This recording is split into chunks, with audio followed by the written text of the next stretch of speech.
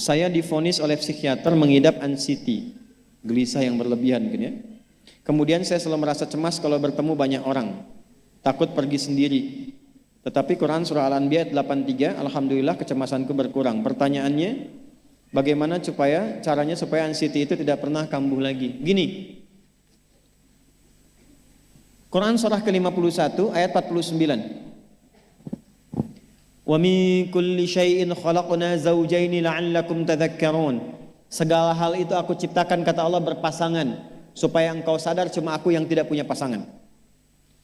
Sehat lawannya apa, Bu? Sakit. Senang lawannya apa? Sedih. Gelisah lawannya apa? Tenang. Maka kalau ada kegelisahan, kecemasan berlebihan, apa yang disebut dengan anxiety ini, maka cari lawannya. Apa lawannya? Tenang.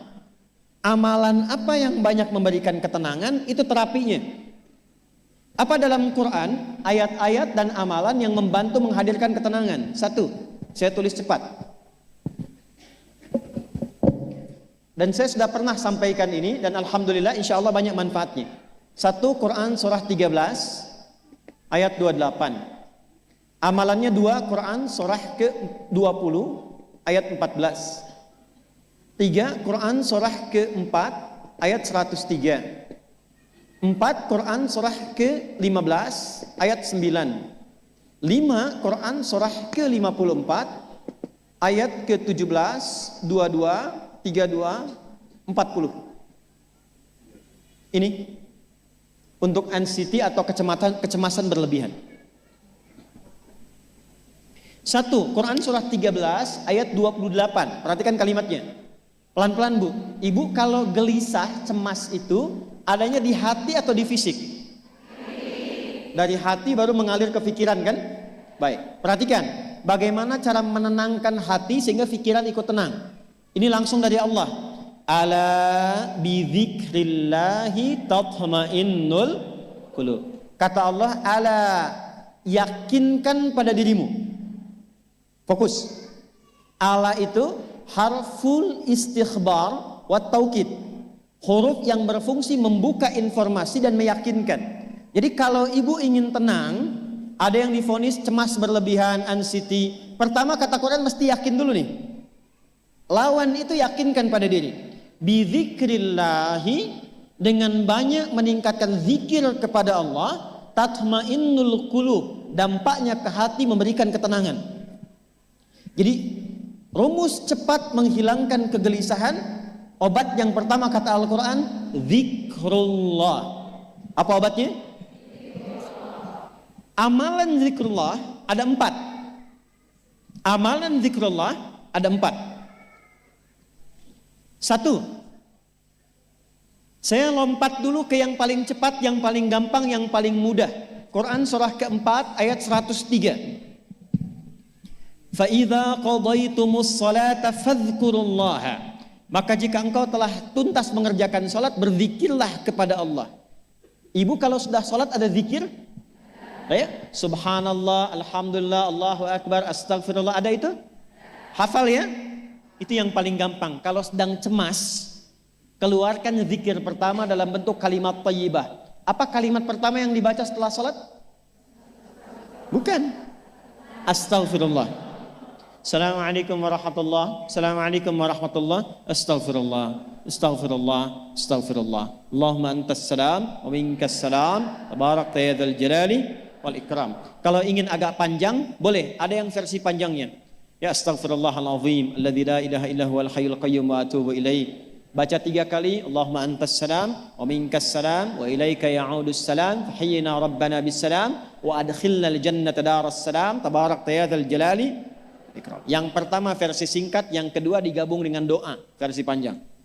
Kalau sedang gelisah, bacakan cepat, tapi harus yakin, karena kalimat Qurannya mesti yakin. Astagfirullah, astagfirullah, astagfirullah. Jangan cuma di lisan sambil ingat Allah. Enggak, ini enggak main-main ya, ini enggak main-main. Jadi begitu sedang gelisah, cemas berlebihan, merasakan cemas, anak gimana belum datang, astagfirullah. Tapi sampaikan ke jiwa, ingat Allah, astagfirullah. Astagfirullah. Sampai terjadi perubahan dalam hatinya, merasakan ketenangan. Astagfirullah, astagfirullah. Kalau itu belum tuntas, ambil wudhu. Amalkan yang kedua, Quran surah ke-15 ayat yang ke-9. Inna nahnu nazzalna dzikra wa inna lahu lahafidhon. Dengan keagunganku aku turunkan Al-Quran itu sebagai zikir.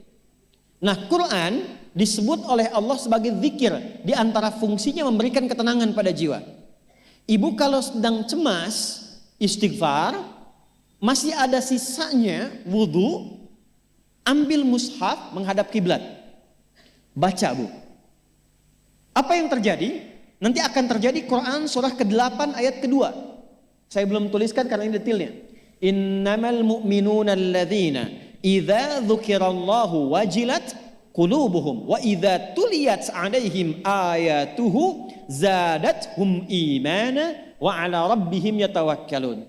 Sepanjang ada insan beriman, kata Allah, dia dibacakan kepadanya Quran atau bahkan dia membaca sendiri, akan ada getaran pada jiwanya, meningkat imannya, tersambung hubungannya dengan Allah. Yang paling dahsyat, ibu ambil wudhu, buka mushaf, baru dibuka mushafnya, kok tiba-tiba ayatnya sesuai dengan apa yang kita rasakan. Kadang terjadi begitu. Lu tiba-tiba ibu baca aja ibu baca. Tapi bacanya bukan cuma di lisan, sambungkan lisan dengan kolbu. Kalau tahu, cari surat-surat yang sesuai dengan kebutuhan. Misal, maaf ya Bu ya, ada yang menganggap misalnya ibu nggak punya kelebihan, ditinggalkan oleh teman, dikecilkan bahkan oleh pasangan sendiri, buka surat Ad-Duha, buka surat Al-Insyirah, 2 aja dulu. Baca dengan tulus, mengalir ke hati. Begitu ibu bacakan Wad-Duha, Wal-Laili idza saja, ma wadda'aka rabbuka wa ma. Perhatikan, rasakan surah itu diturunkan untuk ibu. Karena begitulah cara baca Quran.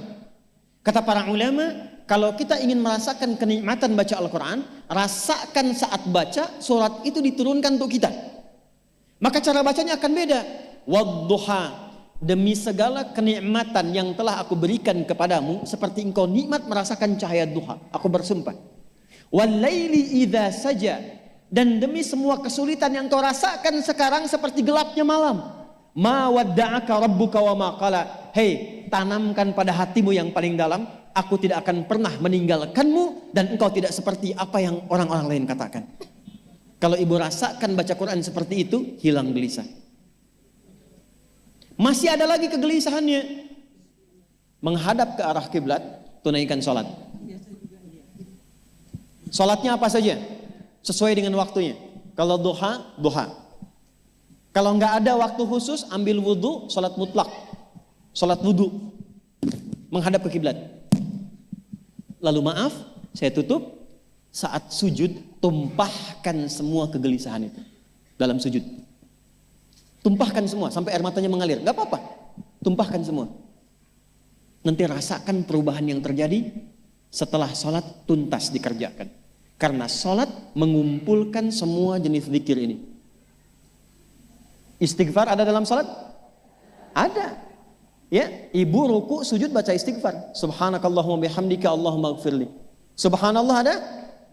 Alhamdulillah ada? Allahu Akbar ada? Dalam sholat baca Quran? Al-Fatihah itu Quran. Semua ada. Sudah? Yang terakhir, biasanya kalau sudah selesai sholat, ketenangan awal itu muncul. Tapi setelah itu kadang-kadang muncul lagi, kalau belum tuntas semua. Maka praktekkan isi surat Al-Insyirah. Ini penutupnya. Inna ma'al usri fa inna ma'al usri. Apa artinya insyirah? Insyirah itu suasana hati yang lapang, selapang-lapangnya seakan-akan gak ada beban lagi. Maka kata Allah, kalau hatimu ingin lapang dan tidak pernah merasakan ada beban lagi, maka perhatikan. Alam nashrah. Hei, masa engkau merasa cemas, gelisah dan berlebihan hanya karena masalah yang sekarang kau hadapi? Bukankah dulu banyak ribuan masalah yang telah aku selesaikan?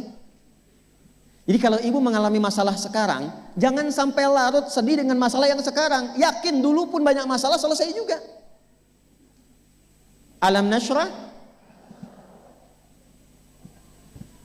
Lalu apa yang harus dilakukan? Kata Allah, seberat-beratnya beban, tanamkan keyakinan pada jiwamu. Inna ma'al usri, semua ini pasti selesai. Pasti ada solusinya. Pasti selesai. Inna ma'al usri yusra itu bahasa singkatnya begini, pasti selesai. Pasti tuntas. Yakin Allah sudah jamin pasti tuntas. Jelas? Jadi kalau sedang punya persoalan, yakinkan pada diri kita masing-masing, ini pasti selesai. Insya Allah ada solusinya. Nggak mungkin Allah titipkan kalau saya tidak sanggup menjalaninya. La yukallifullahu nafsan illa, maka lakukan yang ini dan secara kontinu. Terapinya ini aja. Terapinya ini aja. Gelisah lagi, zikir lagi. Gelisah lagi, buka Quran. Sampai itu hilang, tapi itu tidak akan pernah hilang kalau ibu nggak yakin bisa mengatasinya. Karena itu hurufnya dibuka dengan ala, yakinkan, itu hilang. Jelas?